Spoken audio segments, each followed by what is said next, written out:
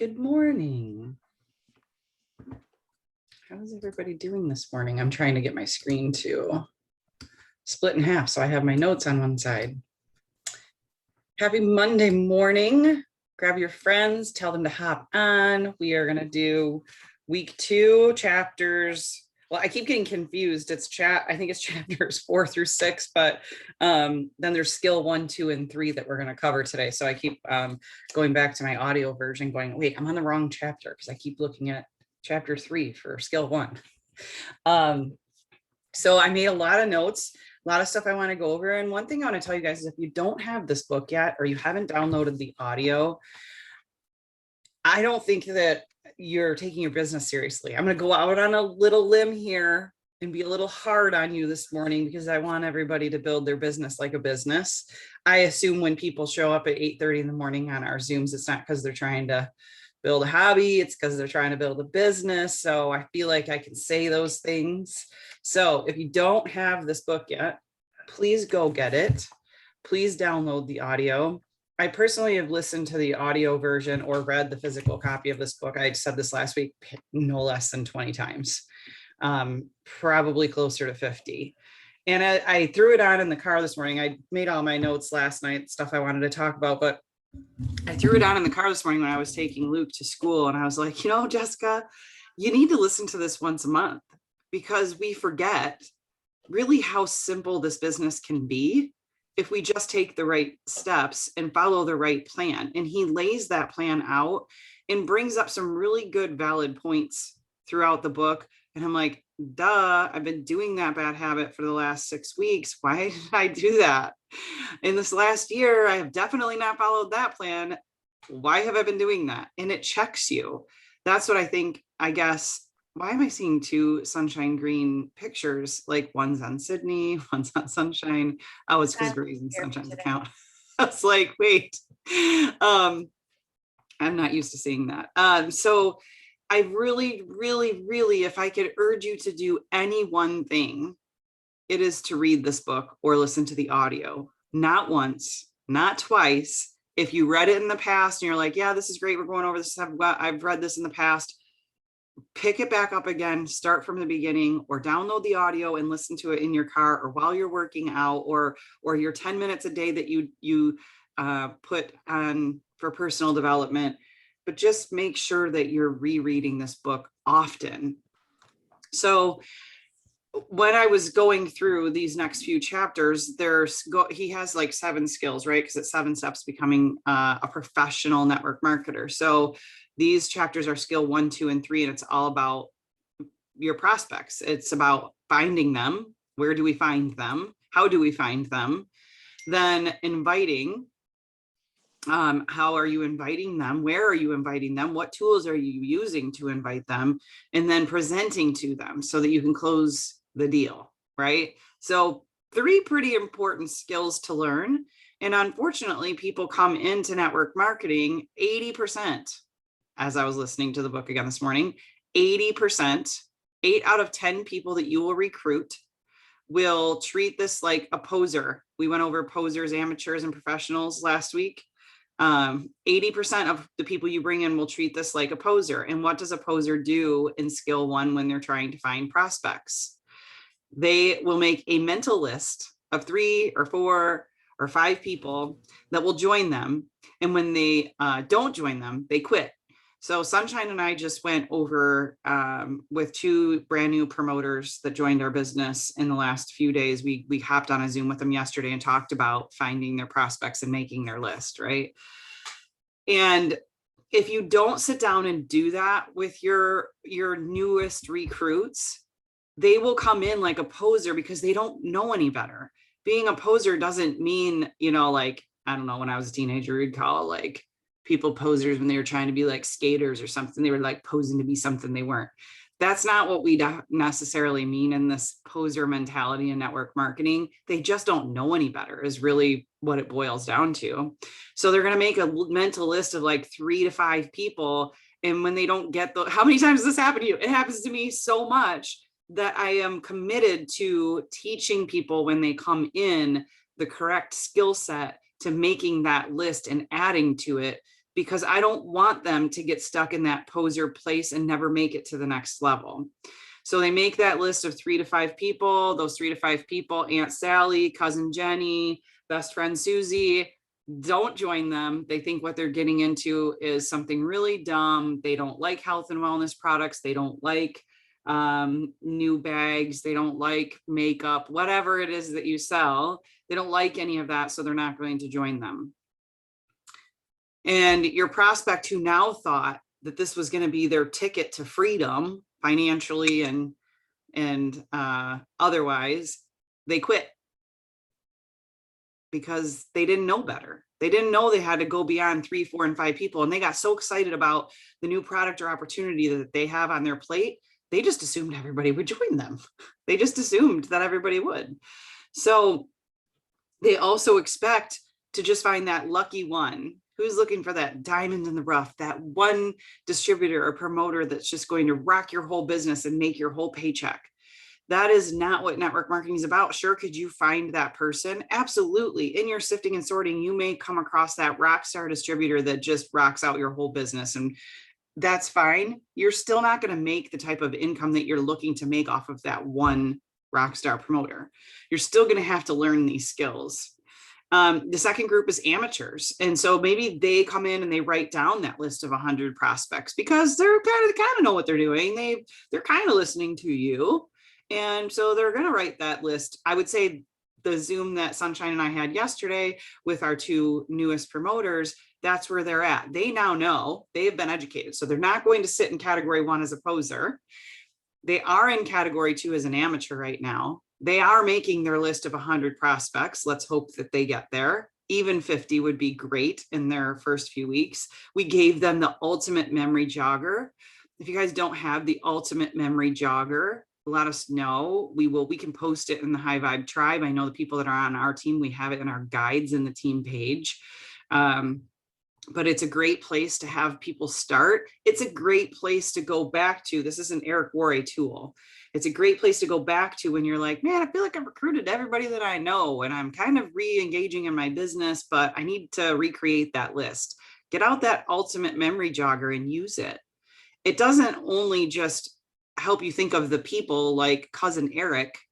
When you're, like Eric says in this book, when you dump out all of those names, it gives you space in your brain to think about other people, because now you already have those people on your list and now you've emptied that occupied space to start thinking about other people. Number 2, what it does is when cousin Billy gets down on your list, your brain starts going, man, last time we were together, cousin Billy brought that friend Scott. And I swear to God, Scott said that he had been doing some network marketing back in the day.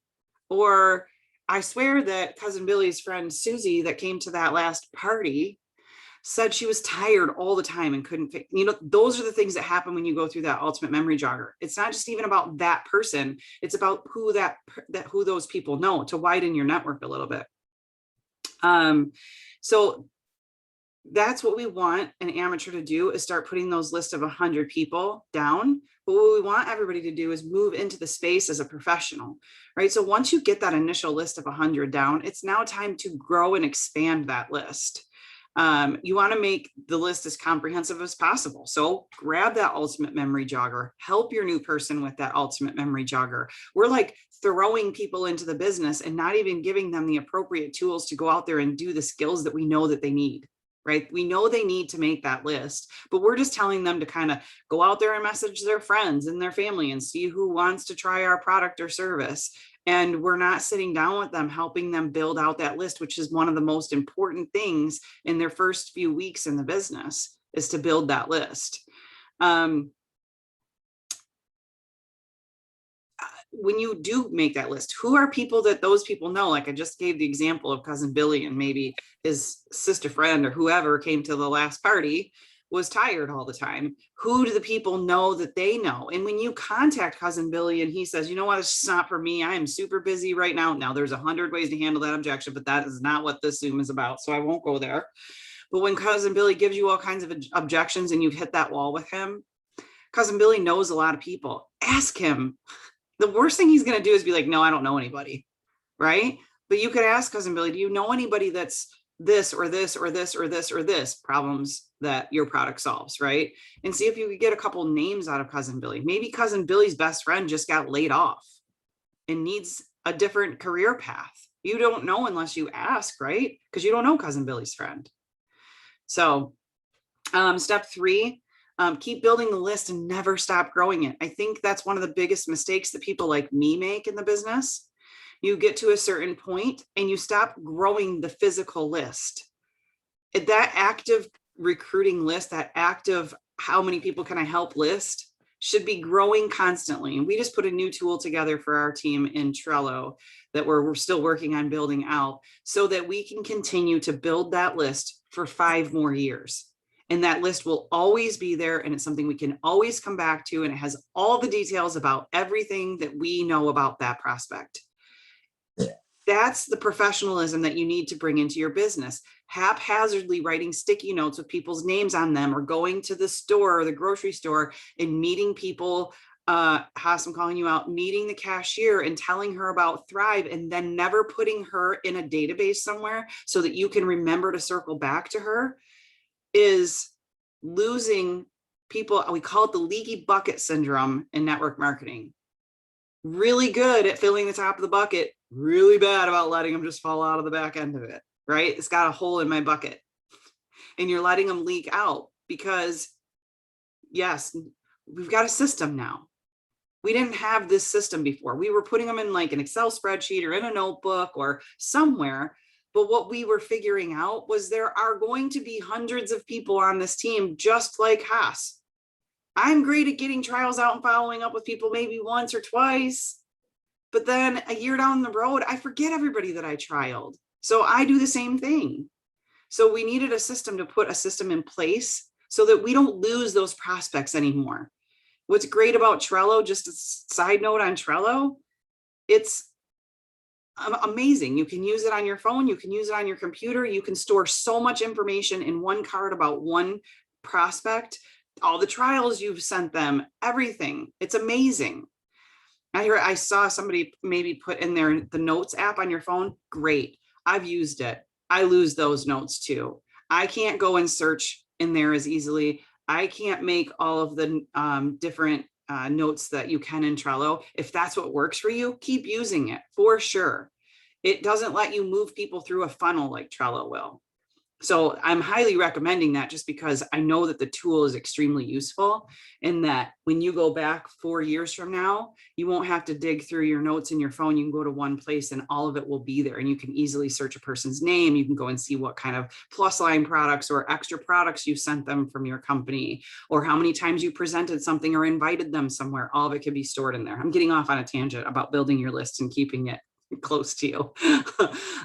Number 4, network on purpose. I have Haas's name on here because this is a guy who networks on purpose. He goes places and does things. We call him the belly to belly genius because he will go certain places just to prospect and recruit.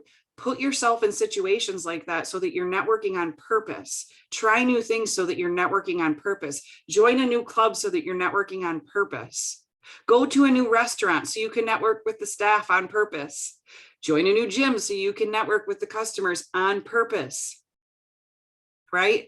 Yes, Haas is amazing at that. We have him all over our belly to belly training in our team because he is really, really good at that. That's one skill he definitely has down pat. We're all good at different things, right? I'm not that person. I'm terrible at that. Like, I won't go put myself in uncomfortable positions and situations to talk to people. I make all kinds of excuses in the world why I don't want to do that piece because I'm not good at it, but it's a skill I need to get better at. And as long as I know that and I can, keep building on it, I will.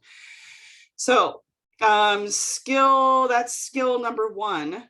All right. So skill number 2 we move into is inviting. Okay, we've got the list. Now what? How do we talk to them? How do we invite them? What are we inviting them to? And everybody's companies are different and products and services are different. So you'll have different tools. And technology is constantly changing, so you'll have different tools, right? I want to read you an excerpt out of this chapter from Eric, because I think it's so important just to point this out, but in a second.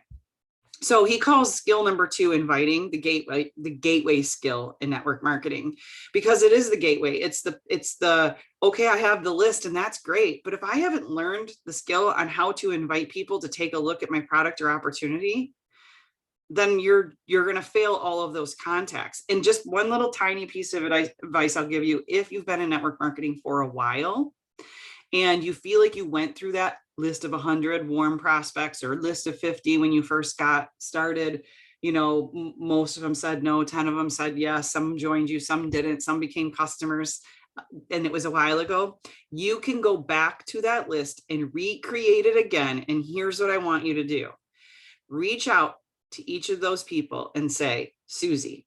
Well, I mean, don't call all of them Susie because they're not all Susie, but Susie. I have been now in my business for 5.5 years. I reached out to you 5.5 years ago when I was literally newbie in this business. And I had no idea what I was doing. And I was vomiting all over people. And I probably offended most people I reached out to, or made you think I was crazy.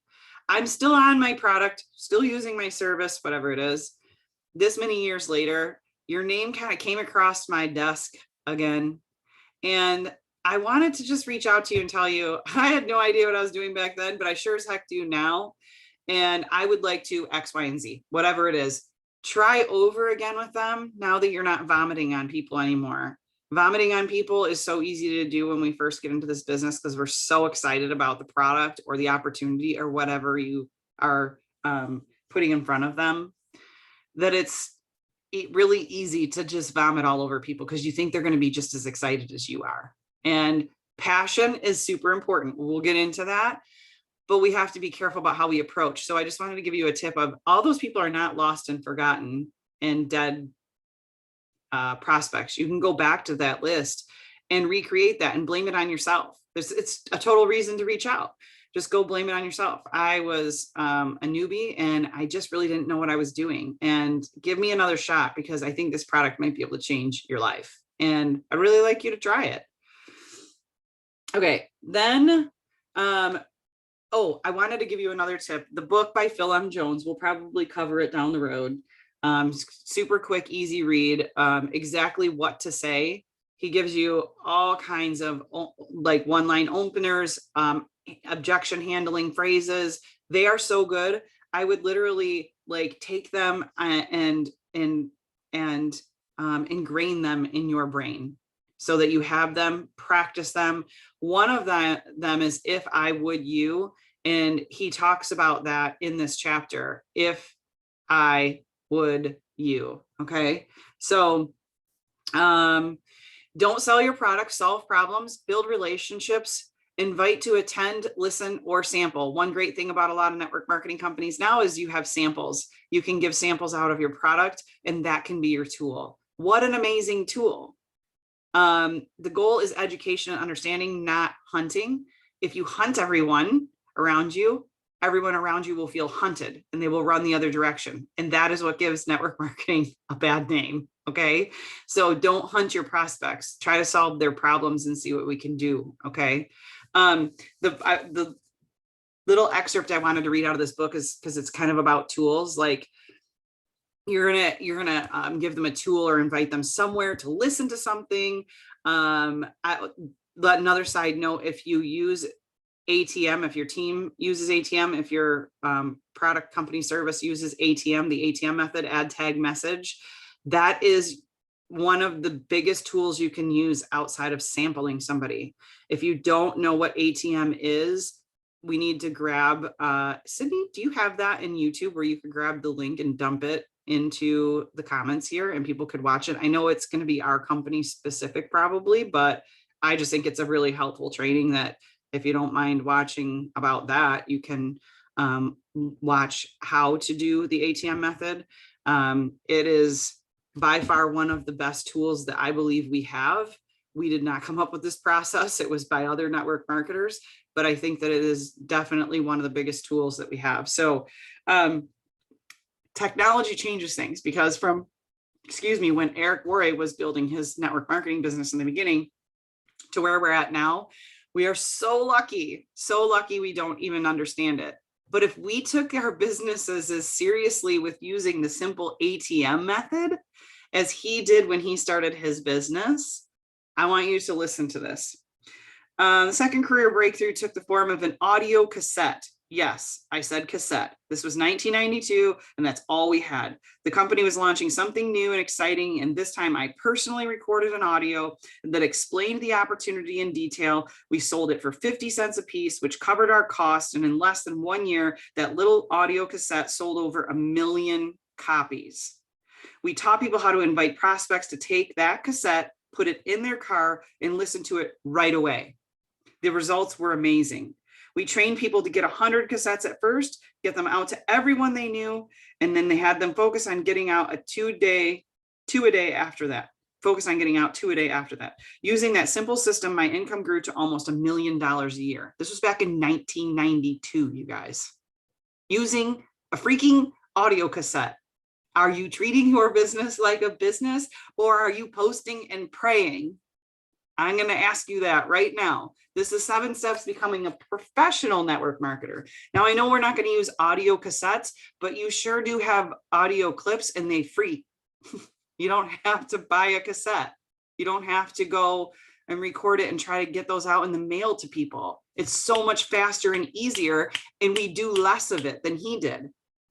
Are you getting 100 of those voice clips out to your team members, each of your team members, and telling them to go send that voice clip out to 100 people in their network? No, we are not treating it that serious. And that is why we are not at 7 figures in earning yet. I'm talking to myself right now. Okay. Just so you know, I'm yelling at myself. Okay. So I think that if we took these skills and we really implemented them, yeah, link, small videos, all of it. Right, Amy, there's so many tools that we have, especially with technology now, to make it easier, but there is a system to doing this. Okay. So that's why I want you to read this book, because even if it's not a cassette audio, even if it's a voice clip, there's a very specific way you want to do it so that it works. Okay. So you don't want to just spam people with voice clips. That is not, do you think that they took those audio cassettes and just mailed them to people? No. So don't just go jump in someone's inbox and send them a voice clip either. There's a process to it. You set an appointment for it. And that we're going to talk about that in his skill number 3, presenting. Okay. A few rules. Rule number 1, emotionally detach from the outcome. Disappointment will destroy you.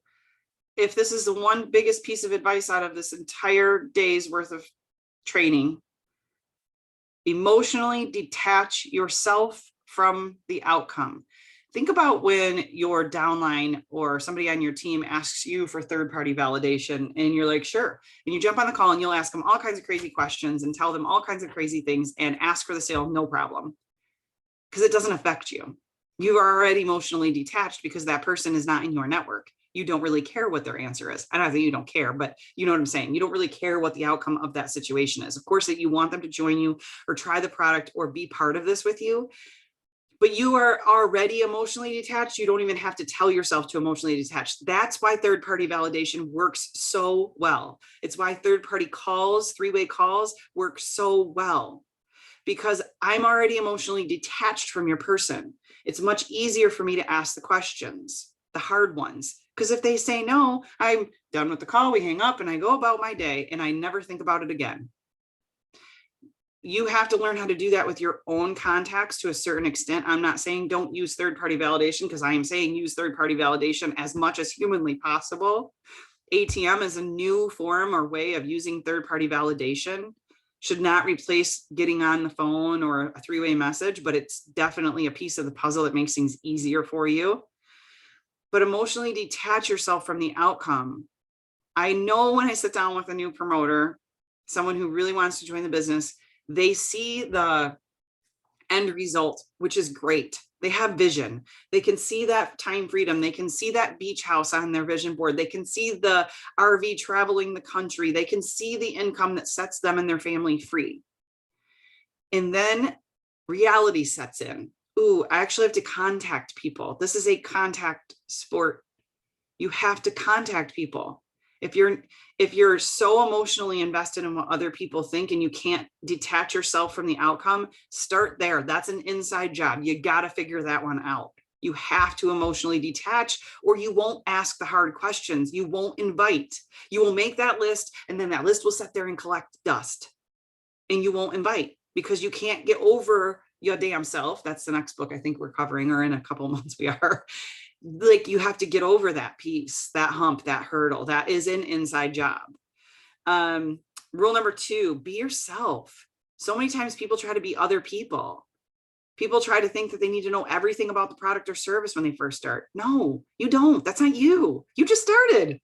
You barely even have an experience with it yet. Use somebody else, but be you. Tell them.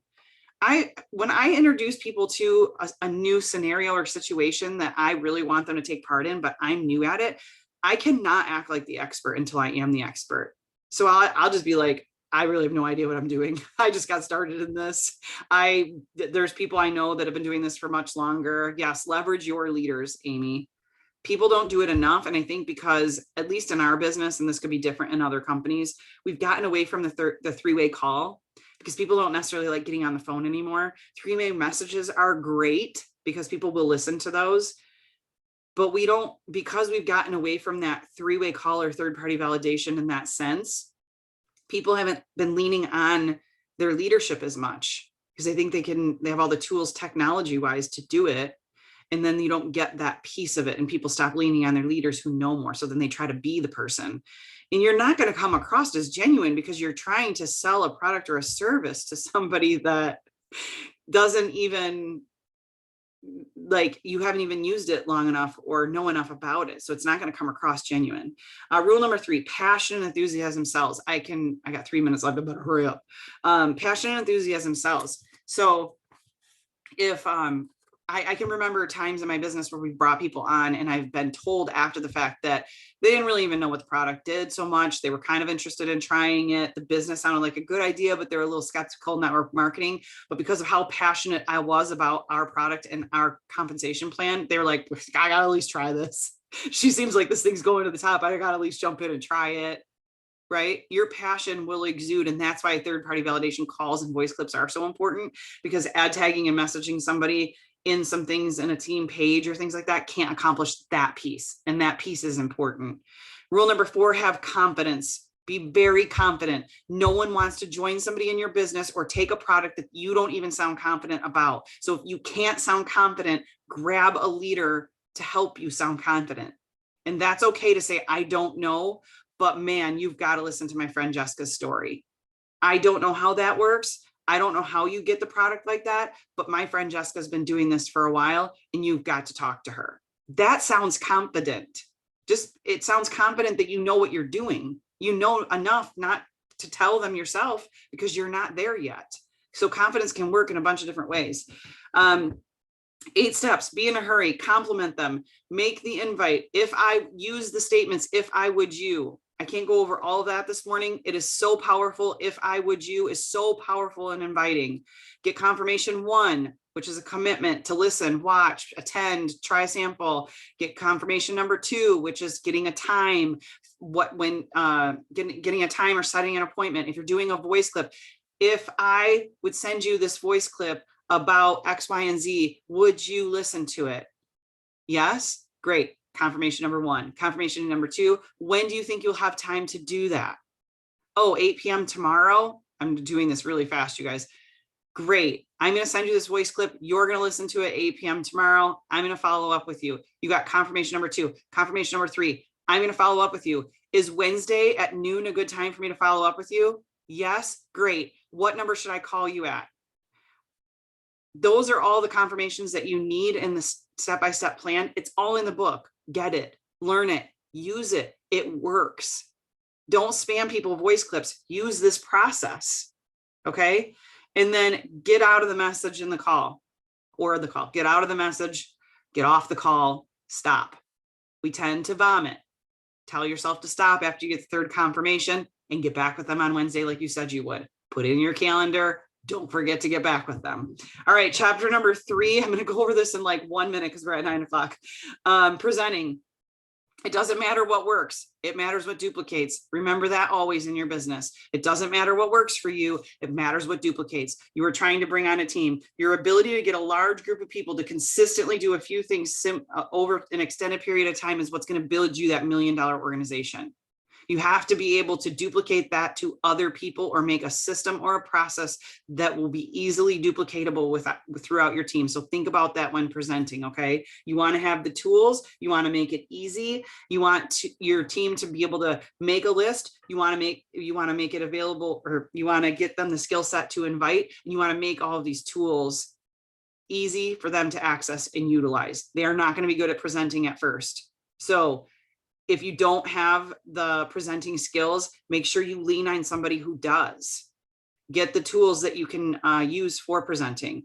You want to, though, while you're getting good at this, while you're learning your product or service, or if you've been in your business for a while and don't have this down yet, you need your story. You need your story in 3 minutes or less. You need to be able to tell why your product or service changed your life for the better.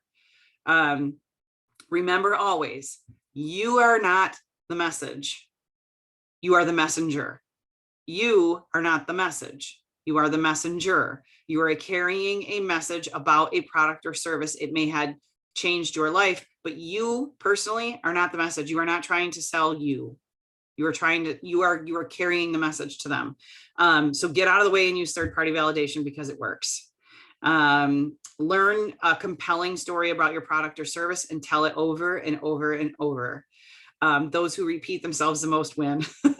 And it's so true in this business. And sometimes we can get a little tired and burnt out of telling that same story, but that same story is compelling to the new person each and every single time. It may not sound as compelling to you anymore because you've told it 100,000 times, but it is to that new person. They haven't heard it before. So keep telling that same compelling story over and over and over. Preparation is key. People don't prepare enough. People don't get their story down enough. I'll tell you, when I very first started in this business 5.5 years ago, I heard one person do a 20-minute opportunity call. We were doing calls then.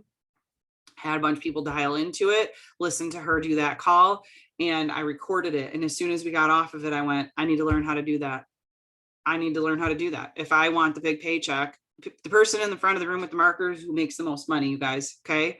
So if I want to make the most money, if I want to have the big team, the big organization, I do need to learn the skills. I can't always count on somebody else because I need my team to be able to count on me and be able to use me as their validation source. So I learned really quickly, I need to prepare. So I took that recording and I listened to it over and over and over and over. I even wrote down every single word that she said in that entire recording in a notebook, and then I memorized it. And then I practiced it and I recorded myself saying it and spitting it out until I could do it blindfolded and driving a car at the same time. Just kidding. I didn't do that, but I did record myself while I was driving in a car a couple times. So I learned that so I could spit it back out. Now, of course, I didn't use all of her words. It ended up getting spun into how I would say things after I practiced it so many times. Doing that one simple thing in the very beginning of my business, I will tell you, was key to me driving to the top rank of the company in 8 months, because I knew how to tell the story and I learned how to do it compellingly. Is that a word, compellingly? Probably not. Sunshine can help me. So preparation is key, you guys. If you want the big paychecks, if you want the big team, if you want to be that leader, if you want to help thousands of people, you've got to prepare this and treat it like a business, and it will pay you like a business. Unfortunately, 80% of people come in as posers and quit because they didn't prepare and they didn't grab the book, read the book a bunch of times, listen to the book a bunch of times, and utilize this as a tool to build your business. I just ordered 20, I'm not selling this book, you guys. I just ordered 25 copies of it though, because every new person that I recruit personally is getting this book. Because I just realized in the last, going over this again, I used to do that and I got away from it for some reason. And I want, if spending, I think the book is like $10, right? If you order I think I ordered 25 of them and it was $150. So whatever that breaks down to.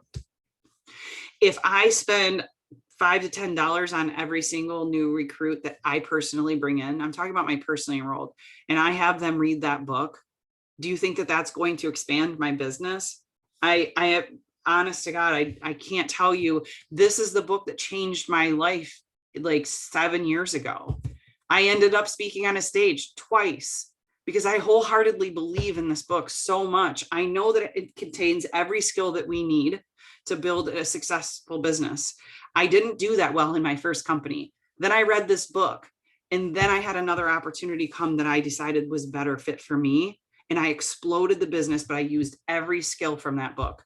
I promise you, from cover to cover, it is worth every ounce of your time to read it. I'm saying that over and over and over because I truly want all of you guys to explode your business and be successful.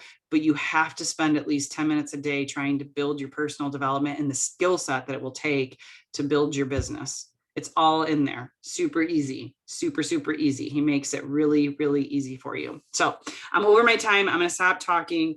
I get really excited about this stuff because I love network marketing. I do believe it's going to change a lot of people's future. And you have the ability to go out there and impact hundreds of thousands of people if you learn a skill set and duplicate it. So hope you guys have a fabulous week. We'll see you back here tomorrow with Sunshine. I'm sure she'll break down some mindset stuff on each one of these skills, and we'll learn a little bit more. See ya.